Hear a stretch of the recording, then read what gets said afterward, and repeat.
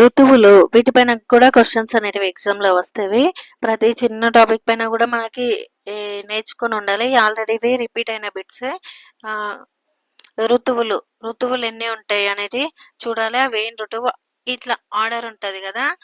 First, second దేని తర్వాత ఏదొస్తది, అది ఈ ఆర్డర్ అయితే మనకు గుర్తుండాలి. ఇవి చిన్నయే కానీ ఒకదాని తర్వాత ఏదొస్తది, ఫస్ట్ దాని తర్వాత ఏమొస్తది, సెకండ్ దాని తర్వాత ఏమొస్తది, సెకండ్, థర్డ్, ఫోర్త్ ఈ ఆర్డర్ అయితే గుర్తుంటే చిన్నయైనా ఇట్లా చూసుకుంటే ఎగ్జామ్‌లో మనం చిన్న ఒక్క బిట్ మార్క్ కూడా పోదు. ఇది చూస్తే ఋతువులు ఇవన్నీ ఋతువులు.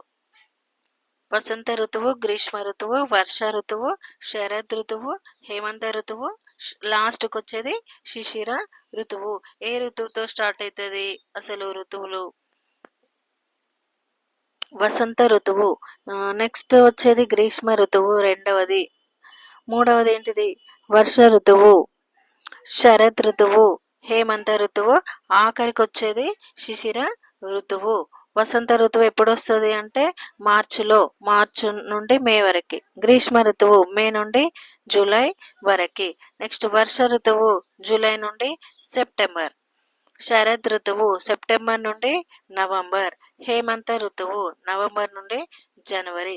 శిశిర ఋతువు జనవరి నుండి మార్చ్ వరకి ఉంటుంది. ఈ విధంగా అయితే అన్నీ ఒక పాయింట్ తర్వాత ఒకటి నెక్స్ట్ ఏది అట్లా గుర్తుండాలి. Thank you for watching.